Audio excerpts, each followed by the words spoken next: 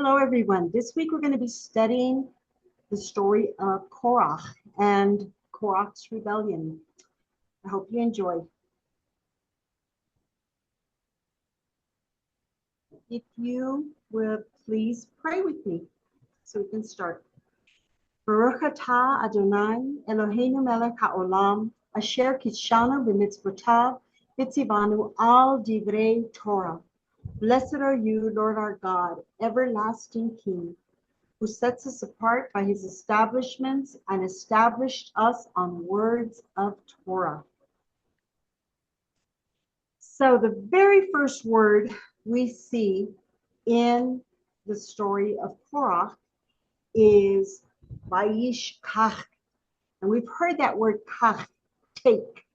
So the very first word in the Parsha is Vayishkach. And he took Vayishkach. And he took. This word is a perfect introduction to the challenge that Korach and his group tried to impose on Moses and Aaron, and more importantly than Moses and Aaron, on God. This taking was not only from Aaron and Moses, but it was from God. The rebellion of Korach is a rebellion of those trying to take what's not theirs to have. Basically, it's like being thieves. And instead of talking to Moses and to Aaron and asking for some kind of a leadership position or authority, they go behind his back and they gather up a group and they're going to try to take that leadership by force. So I say it's like being thieves. Michael, can you turn your mic off, please? It's basically being thieves and trying to usurp the authority that God had given to Moses and to Aaron. And just like a thief getting caught, they received the consequences of that rebellion. So the most important thing is, who was Korach defying? Was it Moses? Was it God? Was it Aaron? And you also have to think about the fact that Korach was actually Moses's relative. It's like somebody so close. I mean, literally a blood relative. And he's trying to take from Moses and Aaron. So the rebellion that takes place was by men of repute. They were men of standing. They were the leaders of their tribes. So it wasn't a small rebellion, okay? Because there were actually 250 men, according to the scriptures, that joined the rebellion. We only learn of the leaders and of the rebellion, and their names were Datan, Aviram, and On. So in context, you need to see the fact that this is right after the sin of the spies, the sin of the tourists. And, you know, they gave the negative report of the land of Israel, and therefore they will not enter. They will not enter the land. And so this is right after that. And it's also, we're going to talk a little bit more about Miriam, but there's all these things that have been happening pertaining to rebellion, I guess you would say. So how does Korach get all these people, men of renown, men of repute, men of standing, leaders? How does he get them all to go along with this nonsense, to go along with the rebellion, after they've seen all these miracles? He was able to do it by manipulating and enticing his quote followers, by purchasing them with words, or position. Hey, you know what? I'll make you the next high priest, or money, because Korach was supposedly, one of the men that had a lot of money. And he was, in some of the things I read, he was actually someone that took care of the money for Joseph. Okay. Um, that was one of I think it was one of the midrash that I read, that he actually took care of the money, for Joseph. So, he could say, I'll make you a chief. Hey, you'll be a high priest. And like I said, it's defying God's will, and it's desecrating the picture that God wanted to give us pertaining to the order, to the high priest, the position of the high priest. So we learned about the spies last week, or the tourists, okay? And I think the biggest deal that we get, or the biggest lesson we get pertaining to the spies, is the negativity, the gossip, the whispering in the ears, okay? The 12 spies, like I said, were sent out, and then 10 of them came back with a negative report.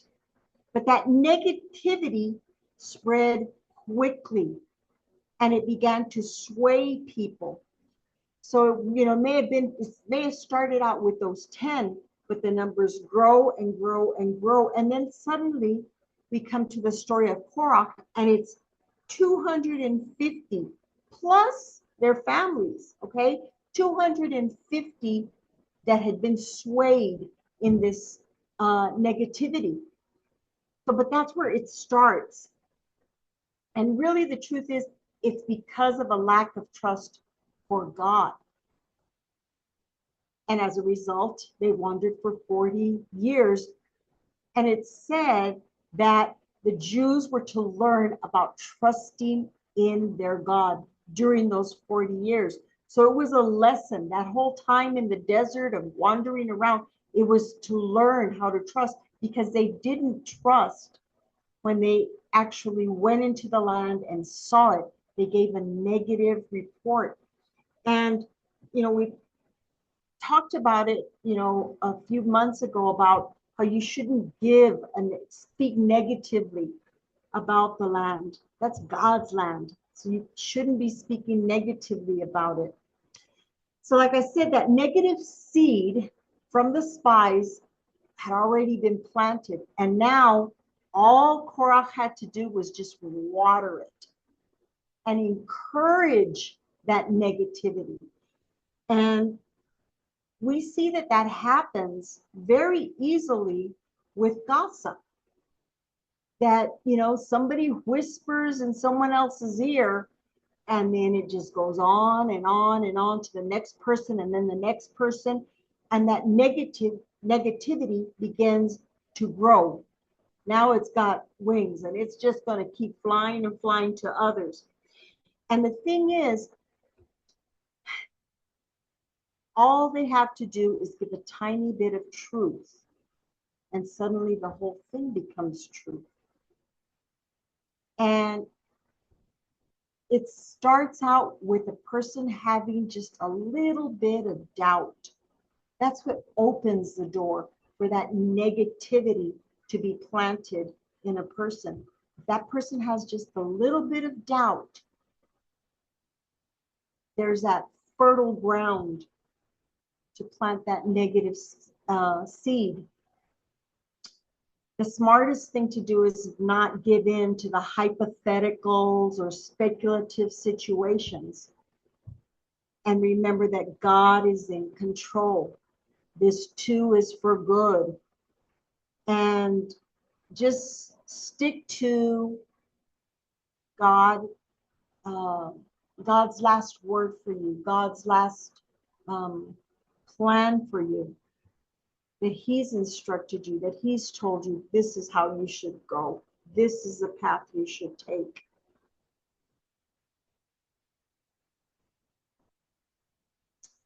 So I say the buying price was words or position or money. So Korach was able to manipulate and entice by purchasing with words and gifts. And Proverbs 6, 1 through 5 says, my son, if you've put up a surety for your neighbor, if you have shaken hands in a pledge for a stranger, you've been trapped by what you said, ensnared by the words of your mouth. So do this, my son, to free yourself. Since you have fallen into your neighbor's hands, go to the point of exhaustion and give your neighbor no rest. Allow no sleep to your eyes, no slumber to your eyelids. Free yourself like a gazelle from the hand of a hunter, like a bird from the snare of the fowler. So if you have accepted those negative words, if you've accepted that gossip, okay, free yourself of it. Repent, turn away and stop it. It's almost like stopping a plague. Just stop it in your home. Stop it with your mouth. And that's one of the biggest deals about this is if a gossip cannot destroy a person if they don't hear it, if they don't want to hear it, if they say, I don't want to hear what you have to say about so and so. If you do that, you're cutting off the ability of that negativity to spread. So this made me think about something that we learned quite a while back pertaining to soul ties, and that's what we used to call them. And they're formed when people join their souls, okay, together, and it's usually through words or gifts, even intercourse, and like-mindedness or similar offenses. So people join themselves, and suddenly through those ties, they're able to continue to spread that negativity, that gossip. And I really want you to try to look at it as a plague, because it's just spreading and spreading and spreading unless you put a stop to it.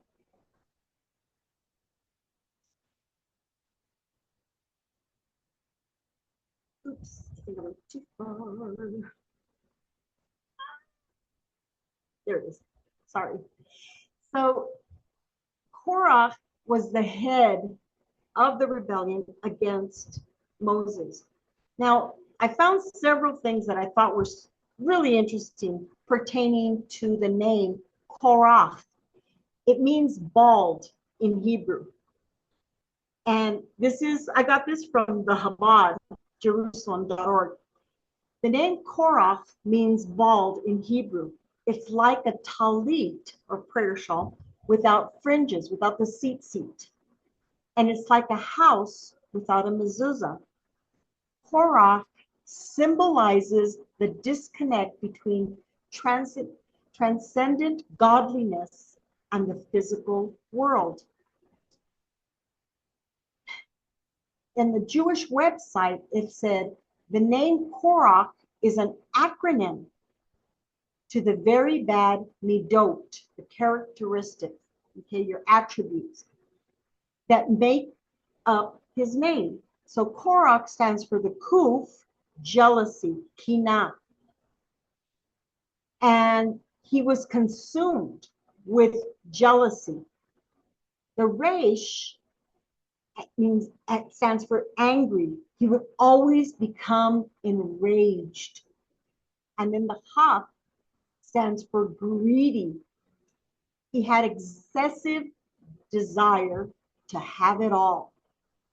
So they say it is an acronym, Kuf Resh Haf, jealousy, angry, and greedy. And those were the attributes of Korach. Another thing I read was that you can also look at the name Korach as Kor Ruch, which stands for cold personality, who has no problem deceiving or cheating. They're just cold. They don't even feel anything. They're so cold. There's another way to look at Korach, and you can use those same exact letters, the Kuf, Resh, and the Haf, and just turning them around, and you can spell the word Rokiach, which in Hebrew means concoct. In other words, like to hatch a plan, which is exactly what Korach was doing. He was hatching that plan to take something that wasn't his to have, something that God had not appointed him to have. And then the very last thing, you can also change the letters around, and you can spell the word harak. So harak comes from the word laharok, which means to split or break or chip, fracture, rupture. And we see that that's exactly what Korach was doing. He was bringing in this fracturing, trying to rupture and tear apart, chip or break away the relationship, to break away the priesthood, break away the authority. So no matter how you look at it, he was all of those things. Those characteristics were in Korach. The Jerusalem Talmud said, Sanhedrin 10:1, told that after Moses told the children of Israel about the law of the tassels, in other words, the tzitzit, Korach made some garments that were completely dyed blue. They weren't blue and white. It was just completely dyed blue. And he went to Moses and he asked Moses whether the garment that was already completely blue had to have the blue corner tassel. So then Moses answered Korach and says, yeah, that was what the Torah said, and it was of divine origin. In other words, God's telling us through the Torah, that's how we have to do it. And Korach responds by saying that Moses, you're not a prophet, Moses, and Aaron was not a high priest, because he was so angry that he went and he made his own, idea of what a talit, of what the fringes were supposed to look like, what the entire garment was supposed to look like.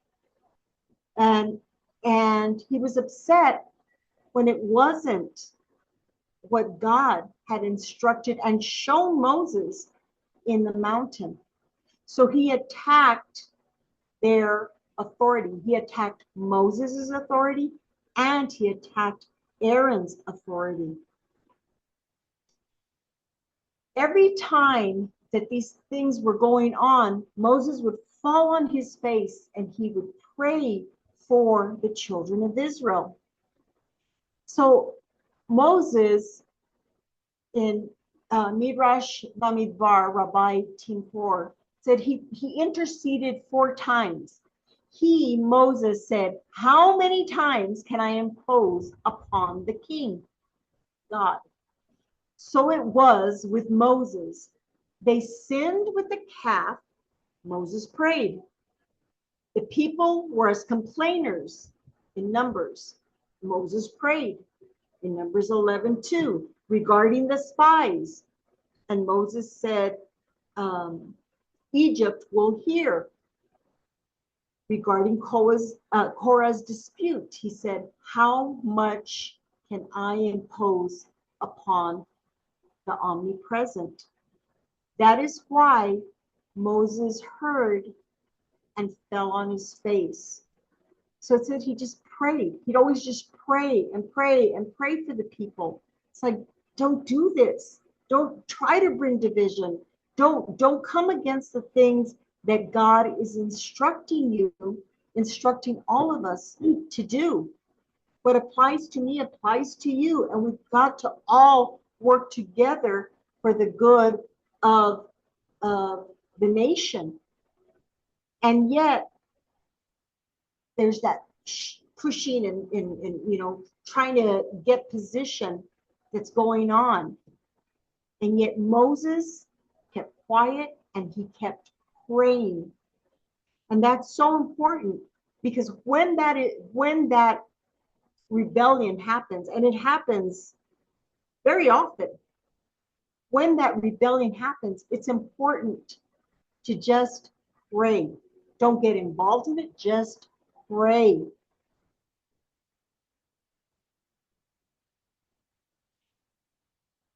So I see it, this whole story, as rebellion was opened with jealousy and offense. Jealousy, or kina, that means ardor, zeal, jealousy, envy. In Exodus 20:17, it says, "You shall not covet your neighbor's house. You shall not covet your neighbor's wife, or his male servant, or his female servant, or his ox, or his donkey, or anything that is your neighbor's." The Song of Solomon 8:6, it says, "Set me as a seal upon your heart and as a seal upon your arm. For love is strong as death. Jealousy is fierce as the grave. Its flashes are flashes of fire, the very flame of the Lord." That's talking about God's jealousy, right? For his people. The very flame of the Lord. We're going to talk about that in a bit. And then the word offense is nifsha, to rebel, to transgress, and to revolt. So see, the word rebel, I thought, was really important, because here we're seeing this rebellion taking place. But the root, I truly believe, was offense. Offense that Korach did not have the position he wanted or he thought he should have. So it creates this revolt, and it leads to transgression, to sin. Proverbs 18:19 says, "A brother offended is more unyielding than a strong city, and quarreling is like the bars of a castle." Leviticus 19:18 says, "You shall not take vengeance or bear a grudge against the sons of your people." Don't take vengeance. Don't try to get back at people.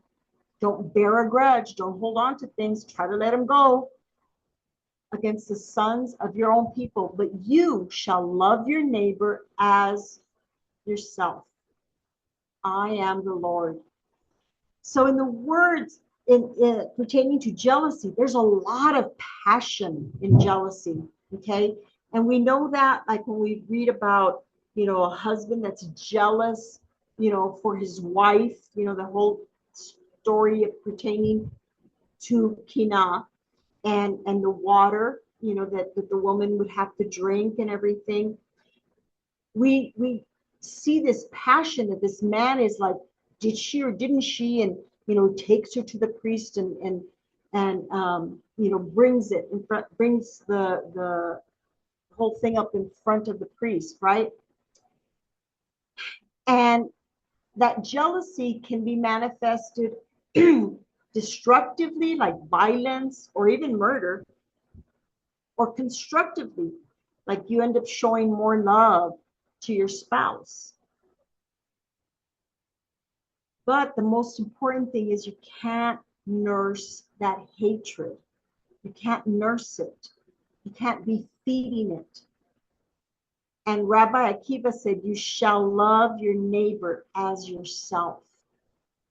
Don't nurse that hatred. Don't feed that hatred. You've got to deal with the things right away before they grow and get worse. So love your neighbor as yourself. Why am I putting that? Because if Korach had just been basically happy for what God was doing with Israel, for what God was doing with Moses and Aaron in their positions, if he had been happy and trusted in God, then he would have been able to love what God was doing, and there would have been the possibility, that they could have lived instead of dying, as we're going to see later on.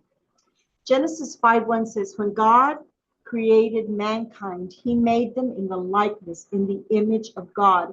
We've talked about that before. We've talked about the olive, seeing an olive on people's faces, and we're all made in the image of God. So therefore, we need to show love and respect to each other. So when we hold a grudge or we try to take vengeance against another, it's as if we're holding a grudge or trying to take vengeance on God, because we're all made in the image of God, and it wouldn't be pleasing to God. So when we haven't resolved a disagreement with someone, we're allowing it to just foment, to fester, to grow, and it can lead to that vengeance. How can I get back at them? Or violence that can lead to murder. So if you love your neighbor as you love yourself and see them made in the image of God, hopefully that will turn your midot from that vengeance and that violence and that anger to love, to mercy, to grace. So whose fault is it? Sometimes an offense is simply not accepting an outcome and recognizing that God's in control. And I've taught a lot about Gamzu Tova because I find it to be one of the most amazing things that I've studied. I love the fact that it's like, this too is for good. And the problem is we don't always see that it's God. It's that when sometimes we get a no answer, or you didn't get that job that you may have wanted, that's God too. And you need to think, thank you, Lord. I didn't get that job because something else opened up. Or you find out that you were going to be needed, by your family, and you couldn't have kept that job.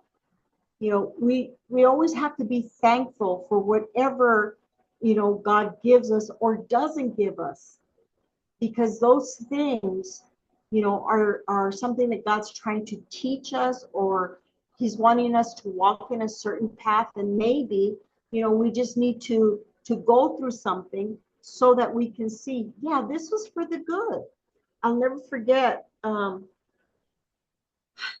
back a long time ago, my brother-in-law in Israel, he always rode this bus to his job in the morning. And at that time, there were a lot of suicide bombers going on the buses so that they could kill as many people as possible. And I remember that morning on the news hearing that there had been an explosion of a bus. And we called up my brother-in-law, and it happened to be a bus he would ride in the morning. But it was amazing because he had slept in that morning. and he didn't make his bus. The point is that, you know, we could have lost him. His family, you know, his wife and kids could have lost him that day. But for some reason, God in his mercy, you know, let my brother-in-law sleep in so that he wouldn't have been on that bus. When he didn't make the bus, oh, he was so upset. He thought, oh, I'm going to get in so much trouble. And then he found out that it was a bus that he needed to ride. And the thing is, even now, with everything that was going on in Israel with Iran, there's so many miracles that they've spoken of that it's amazing how few people have died, especially in light of the fact that you look at Tel Aviv and you're seeing the amazing damage that has been done. And not just Tel Aviv, other places, but I'm specifically saying Tel Aviv, you see all this horrible damage, and so few people have passed. And you just know it's like God is in control. God is in control, and he is our righteous judge. And we always say that. When someone passes, we know he is our righteous judge. It is in his time that God takes us. So when we don't accept both the good and the bad consequences in anything, okay, in our life, those things are allowed by God. And we tend to search for, well, whose fault is it that I didn't get that? Or whose fault is it that this happened? It's always easier to blame somebody else for the situation that you're in, instead of maybe do some introspection and start questioning, okay, is there something you're trying to show me, Lord? Is there something I need to deal with, you know, and that's why this is happening? It may not be, it just may be something God wants to teach you, right? But it's always a good idea to go, all right, is there something I need to look at here? Am I missing something? I need to get the full picture of what you want me to see. And it may just actually show you, hey, I got off the path here with the Torah. I need to get right back on again. So instead of, you know, getting offended and looking for whose fault is it that I didn't get that job? Whose fault is it that my car broke down? Lord, just, you know what? Show me. Because I've said this so many times to our daughters, when sometimes we'll be driving and there would be a car accident on the highway, and it had just happened. And the strange thing was, it's like, oh my gosh, we were late in leaving the house. Had we just left a little bit before, we might have been there when that happened. And it's just, you know, God watching over us when we are trying to walk in his ways and trying to just serve him and honor him and just trust him. So how did God deal with the rebellion? So in verse 15, it says, each of you take your fire pan and lay incense on it, and each of you bring that fire pan before the Lord. 250 fire pans. They all brought their fire pans. And you and Aaron also bring your fire pans. Then verse 18, now stand back from the community that I can annihilate them in an instant. Those that, you know, their fire isn't the right fire. Then verse 20, speak to the community and say, withdraw from about the abodes or the homes or the tents of Korach, Dathan, and Abiram. Verse 22, move away from those tents of these wicked men and touch nothing that belongs to them, lest you be wiped out for all their sins. Don't take any of their possessions. God was that upset. Don't take any of their possessions. Verse 27 through 29. But if the Lord brings about something unheard of, something different, something that's never happened in the world before, so that the ground opens its mouth and swallows them up with all that belongs to them, and they go down alive into Sheol. You shall know that those involved have spurned Adonai. They've spurned the Lord. God was seeing it as a direct attack against God, as a direct fight, as a direct trying to take from God something that God didn't give. Scarcely had he finished speaking all these words when the ground under them burst open, and the earth opened its mouth and swallowed them up with their household, all Korach's people and all their possessions. So the first thing we see is the earth opens up and Korach's people and all of their possessions are swallowed up in the earth. So they go down into the earth and the earth closes over them. The second thing we see, it says, fire consumed the 250. So verse 30, it says, and the fire went forth from Adonai and consumed the 250, it said contestants, offering the incense. The men were consumed, but the fire pans were not. The fire pans were hammered out and made into plating for the altar, because the fire pans were holy to the Lord.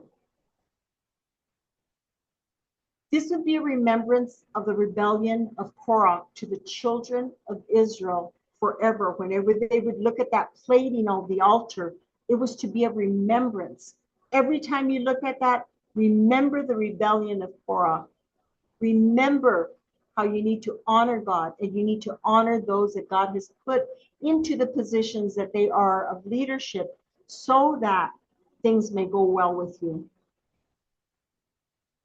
After seeing all that, you could assume that the whole rebellion was just squelched. I mean, that's what you would think, right? It's like, okay, you just saw the earth open up, and all of Korach's and his possessions are swallowed up into the earth, and then the earth closes up. Then you see the 250, and they're all just burned up. So you would think that the people that are around there would go, oh my gosh, I cannot even open my mouth. I'm going to just keep my mouth shut. I'm not going to rebel. I'm not going to, continue this offense. But what do we see? The next day, the whole Israel community railed against Moses and Aaron, saying, you two have brought death upon God's people. It's like, oh my gosh, you just saw the ground open up and close over Korach and his entire family and their possessions. You just saw these 250 people just burnt up. And yet they still have this fight in them to go, you two, they're railing on him, you two have brought death. Not God is upset, God is doing this. It was you two, Moses and Aaron, you two have been doing this. It's like you want to go, stop. Numbers 17:11 says, for wrath has gone forth from the Lord. The plague has begun. So what happens?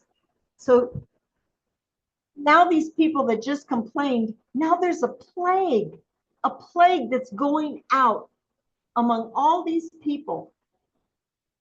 And those that died, verse 14, from the plague came to 14,000 700. So we can look at this as God cleansing Israel from those who have not completely submitted to God's way, to God's Torah. God's trying to show an order to the children of Israel. And instead of them wanting that, they want their own way. And they're going to keep fighting until they get what they want. So this plague took out 14,000.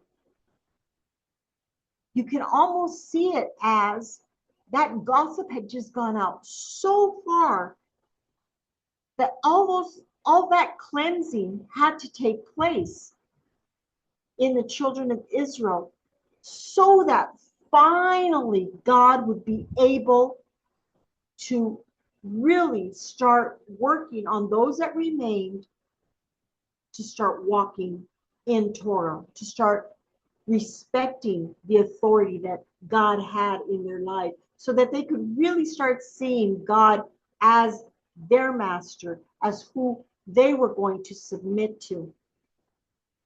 And when we see all these things happening, it kind of is reminiscent of the 10 Makot, the 10 plagues that they had experienced in Egypt. They have an earthquake, they have fire, they have a plague. It's like, oh my gosh, stop. Because really, there could be 7 more if you guys don't stop. Because we're seeing all these things happen, and it's like there were 10 plagues in Egypt. Are we going to end up having 10 more plagues because you guys can't get it? You're not seeing God's hand. You're not seeing God's will, more importantly.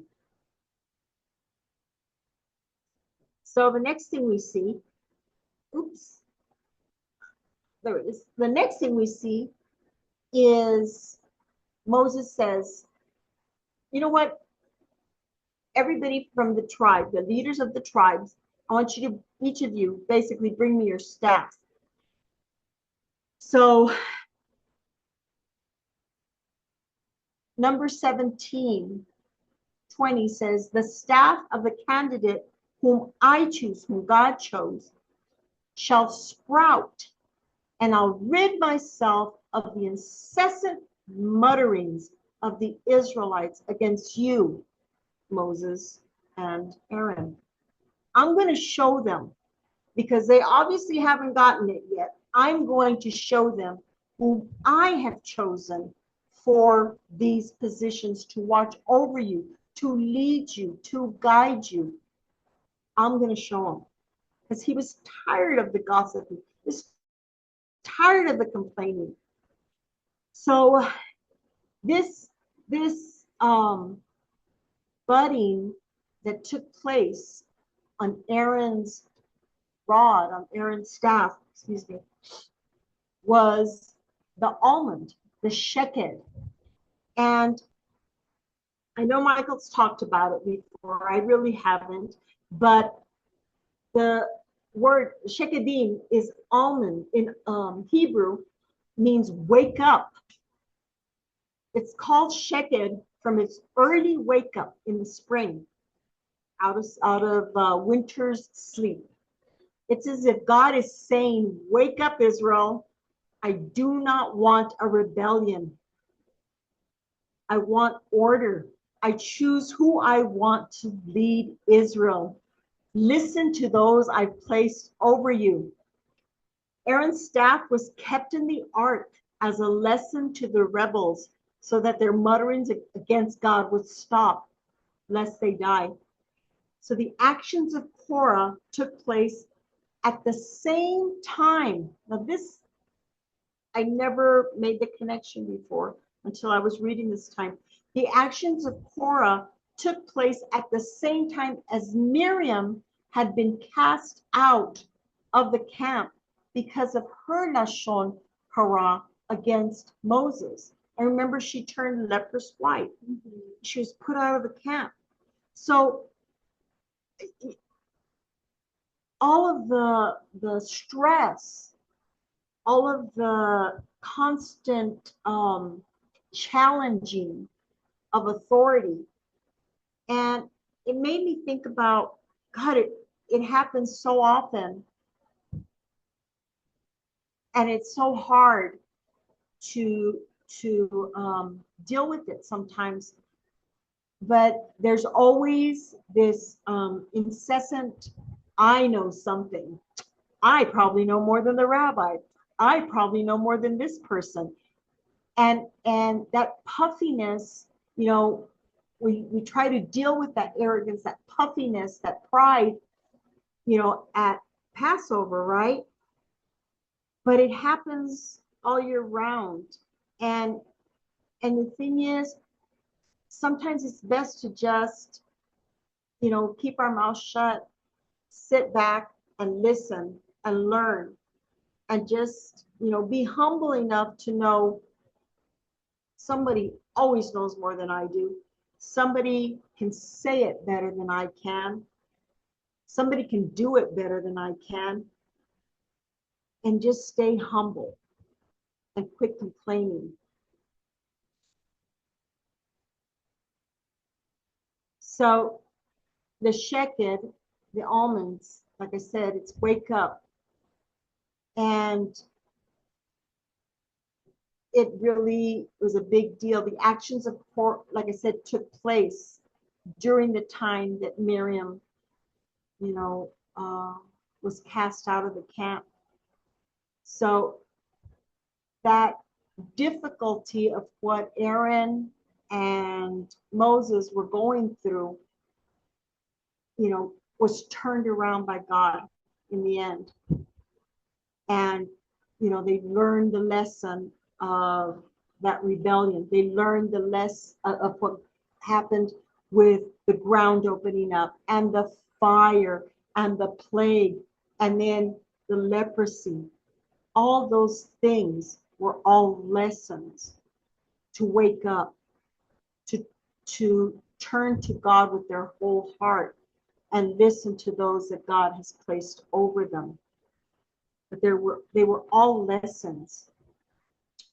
Proverbs 6:12-19 says, a troublemaker and a villain who goes about with a corrupt mouth, who winks maliciously with his eye, signals with his feet, and motions with his finger, who plots evil with deceit in his heart. He always stirs up conflict. Therefore, disaster will overtake him in an instant. He will suddenly be destroyed without remedy. There are 6 things the Lord hates, 7 that are detestable to him: haughty eyes, pride, those are like prideful eyes, a lying tongue, hands that I didn't write it right, I'm sorry, hands that shed innocent blood, a heart that devises wicked schemes, feet that are quick to rush into evil, a false witness who pours out lies, and a person who stirs up conflict in the community. So the earth opened up, there's fire, and there's a plague. And it is for those that stir up conflict in the community. It is for those that are divisive and plot evil, and deceit is in their heart.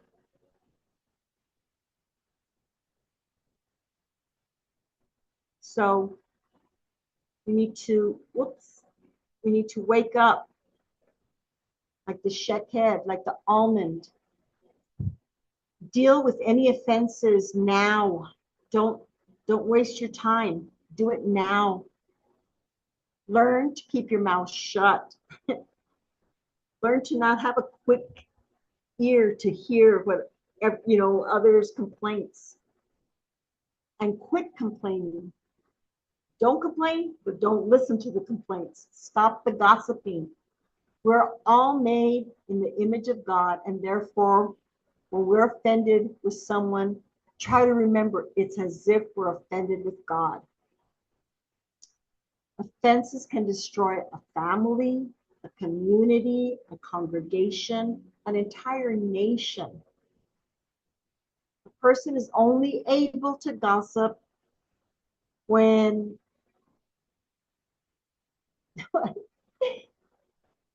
they take in the words, they hear the words, they allow their ear to be ready to hear the gossip.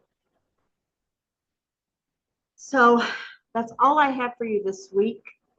I hope you learned something, but I hope you go further and study more on your own pertaining to Korach and the rebellion. And I love you all. I hope you have a good rest of the week, and we will see you on Shabbat. Shalom, shalom.